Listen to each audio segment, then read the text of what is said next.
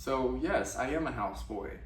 Not solely, but yeah, for the most part I am a houseboy.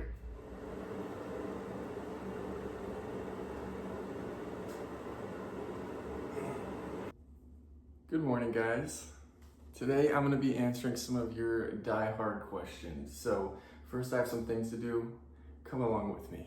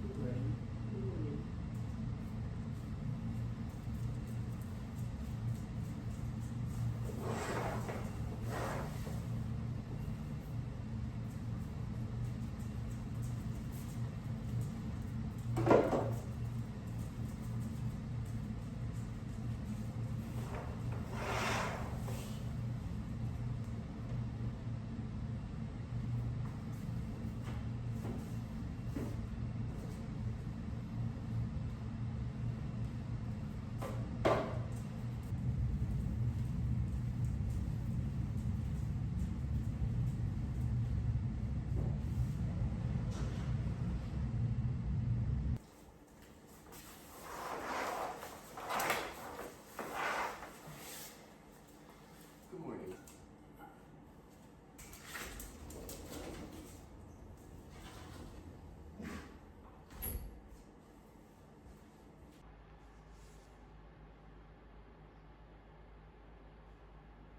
Hey guys, so I wanted to show you how I make my coffee because I don't think a lot of people make their coffee this way. This is called a French press. This is like my fourth one.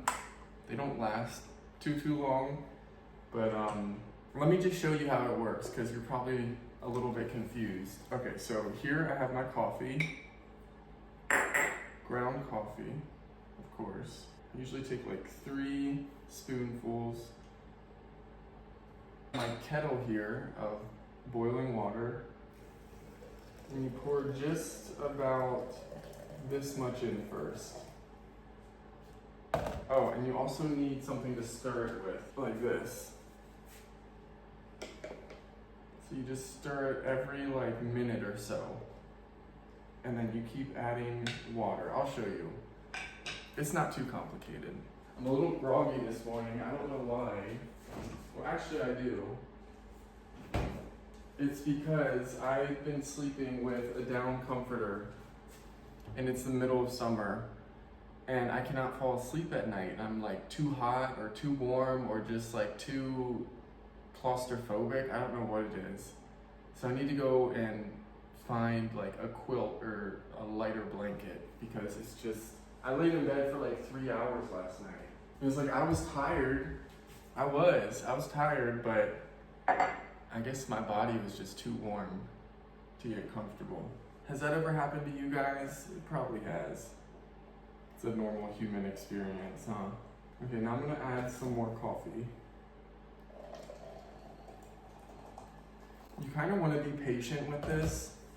It takes probably, I don't know, 3 to 5 minutes to brew the coffee.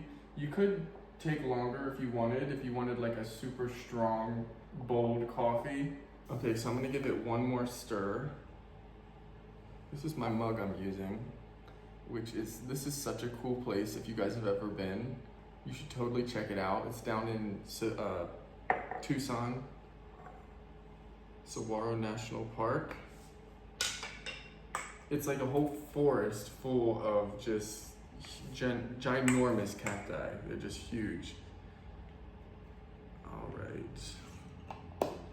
There you go. And then do this part nice and slow. Don't go too fast because I've done that before and it squirts all the coffee grounds and everything out of here. It makes a huge mess.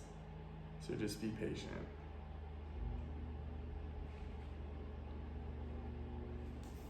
All right, there's our coffee.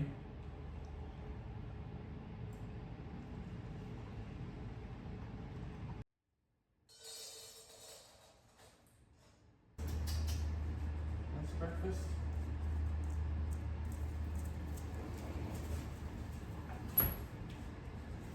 Yay, all it took was breakfast. Eat your food. Eat your food. Say, give me a ball. Thank you for being a good boy. Now get your breakfast. Oh, it's hot out there. I can already smell him sweating.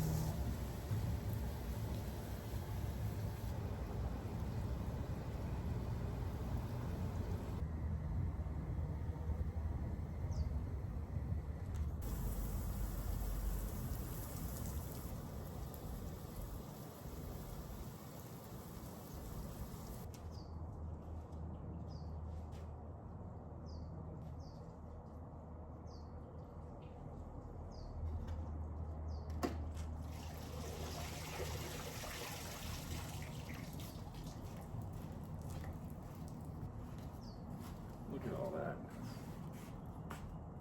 Can you see it?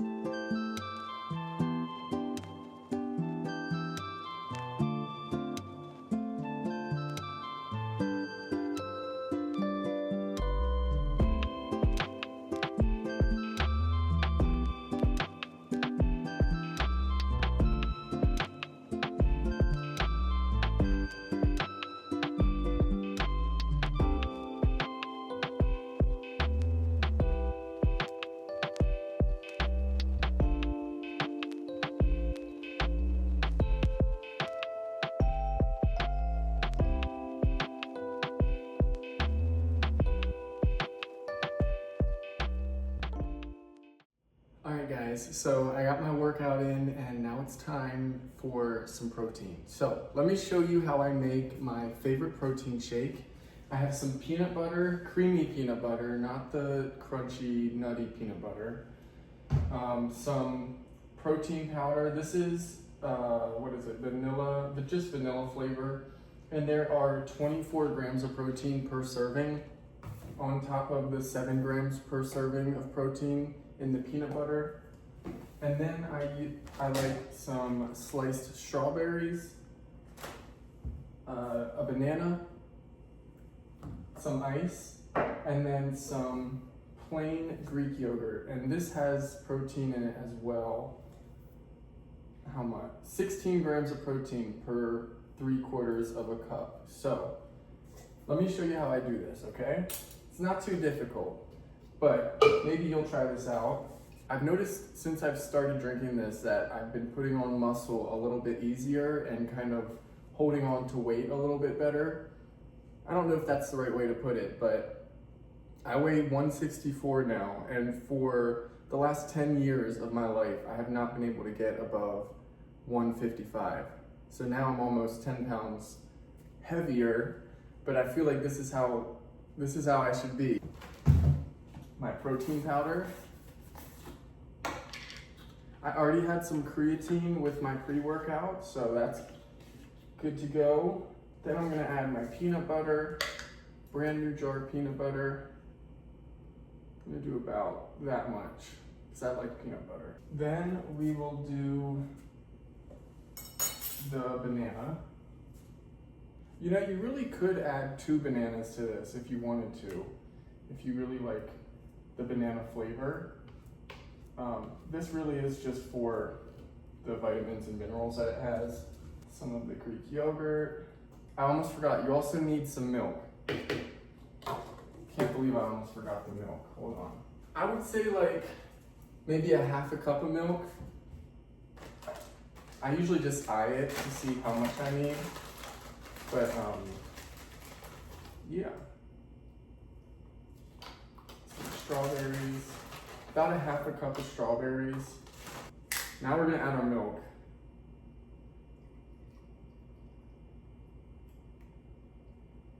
Okay, so here's my NutriBullet. I'm gonna be using this attachment. It comes with a couple different attachments, but this one gets it right. Okay.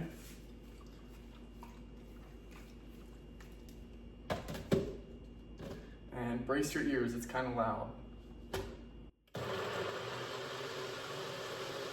All right.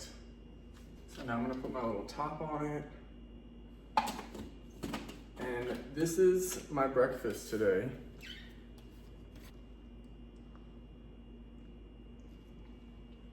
There it is. All right, so I don't know exactly how much protein this has in it. This is so good, and it's great if you're on the go too, or if you're like heading to work in the morning. This will get you through. So I'm gonna finish this up, and then I wanna answer some of your guys' questions that you have asked me that I haven't answered yet. So let's move right into that. All right, guys, so I have about 10 questions here that I have gathered. And these are questions that I've seen in my comment section, questions people have personally asked me. I thought this would be a great opportunity to clear some of these questions up. So let's get started. First question, how is the candle business doing? So if you don't know, I have a candle business that I started back in 2022 after leaving the adult entertainment industry. It's doing well. I'm working on my next collection, which will be launching on June 21st, the first day of summer. And I like to launch on the first days of seasons because I think candles correlate a lot to whichever season we're in. So the next collection that I'm launching is going to be called the Summer Venture Collection.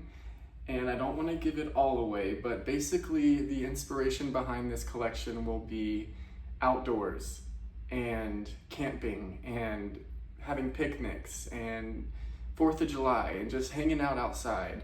You can also enjoy these candles indoors, but the main purpose of these candles are going to be to keep pests away, like mosquitoes, flies, gnats, spiders, ticks, all that kind of stuff. So I'm really excited and looking forward to sharing more of my upcoming collection with you guys. But to answer your question, it's all about balance, but West Novelties is doing pretty well.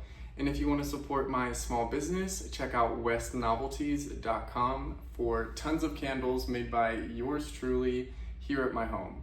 Next question, why do you close your blinds at night? And I wanted to answer this because, I don't know, do you guys close your blinds at night? Do you leave your windows open all day long and all night? When I first moved here, a pretty good number of the windows didn't have any curtains or blinds on them, so it made me uncomfortable, especially when I would leave home. And I like to travel, so when I go out of town, I want to know that my windows are all closed and there's no peeping Toms or anything like that. It's 2026, you guys. You know, make sure you're locking your doors and just keeping an eye out and doing what you can to prevent something bad happening. But maybe if I lived on like 10 acres, I would keep the windows open all the time. But even then, what about Bigfoot and ghosts, you know, and the boogeyman? So yes, I open up and I close my blinds every morning and every evening. Richie, I'm relocating to the Phoenix area beginning next year. What are the best areas to live in as a gay man? I've lived in a bunch of different areas. I've lived in Phoenix, I've lived in Gilbert, I've lived in Casa Grande, I've lived in Scottsdale, or on the edge of Scottsdale. And, you know, Arizona's not really the most welcoming state if you're looking for like a gay community. There is still a community here, of course, but I think if you're moving to Arizona, it's more important to focus on like what you want out of your surroundings, and then everything else will fall into place. So if you're an outdoorsy guy, I would recommend staying on the outskirts, like in the Mesa area, or like even North Phoenix or North Scottsdale, really nice area up there. Carefree, I love Carefree, it's so beautiful, but it's a little bit further away, so it just depends what you want. But I think if you're just solely looking for LGBT friendly area, I would suggest Central Phoenix, downtown Phoenix, but that's of course if you like living in an urban environment. So hope that clears that up. Are you ticklish? Yes, I am extremely ticklish. I think everybody is though, right? Everybody is. Funny story, when I was growing up, I had a nanny and she would always tickle me and I would try to tickle her when like, this sounds so weird, but like I would try to like sneak up and tickle her and she would never be ticklish. And I was like, what is your secret? And she's like, one time I got tickled so hard that I peed my pants. And so basically I tried to like get people to tickle me to the point where I would pee my pants so I wouldn't be ticklish again, but it never worked. I never found anybody that could tickle me hard enough. So this is a weird conversation, but yes, I am ticklish. If you're not ticklish, sound out below in the comments, let me know, because you might be some kind of a mutant. Next question, are you living in a home or an apartment? This is a home, and the last home I lived in was also a home. And then I also lived in a townhome. And then before that, it was all apartments. So yes, this is a detached home with a yard for my doggy, and I love it. I don't think I'll ever move into an apartment again. I've put in my time with apartment living. Next question, while you are walking your dog, do you have to watch out for rattlesnakes? Yes, I do.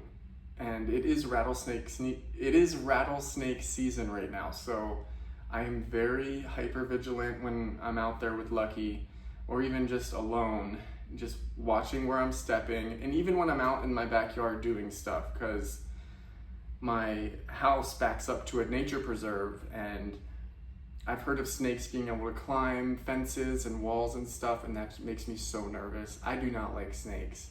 Richie, do you live alone or do you have a partner? So, the house I'm living in, I do have a roommate, if you will, but we are so much closer than that. We have, I don't even know, I would call it a relationship. He doesn't live here 24/7. He's older than me, so he has his own life, and he comes here every couple weeks, every couple months sometimes, and visits, and we like to go golfing together and swimming and just explore Arizona together. Lucky loves him, and he is my sweetheart. So yes, most of the time I do live alone, but I do share this home with someone who likes to visit every now and again. Richie, are you really a houseboy? I saw a lot of these questions and statements and comments underneath my previous video, and a lot of you guys thought I was using that term the wrong way, and I kind of just let you run with it because it is true. I consider myself a homemaker, a house caretaker, a houseboy, because I do.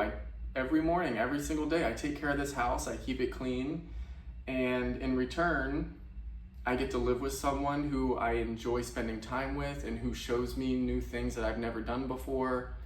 So yes, I am a houseboy. Not solely, but yeah, for the most part, I am a houseboy. Next question. Did you buy or rent this house? I and my sweetheart are renting this house. This is the final question. Do you have a full-time job? Yes, I do. My full-time job is being a content creator and an entrepreneur. So there's so much that goes into that. I do my webcam shows Mondays, Wednesdays, and Fridays.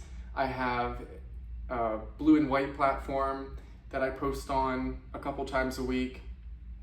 I have my YouTube, which I'm trying to stay consistent with. I have my candle business, my blog on Patreon. I mean, I think that's everything. Trying to keep all of those platforms running and operational, it's a full-time job. So on top of being a houseboy, yes, I'm a busy guy, but I love to be busy because it keeps your mind occupied. It kind of keeps the sad, dark feelings away that can creep up when you don't really have a lot going on. So yes, I do have a full-time job. Now, I hope that answers all of your questions, and I hope you guys enjoyed this video. Thank you so much for watching, and I'll see you in the next one. Bye, guys.